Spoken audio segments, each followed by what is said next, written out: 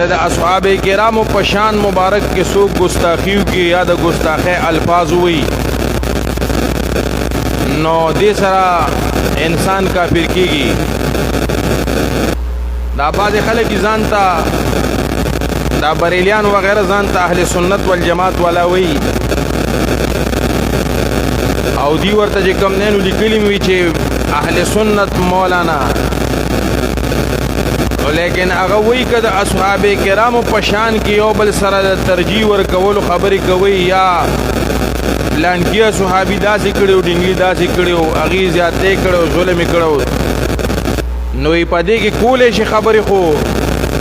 د اهل بیتو متعلق چې کوم نه وي ته خبره نشي کولی. دا ځان سره یاد ولرئ، دا د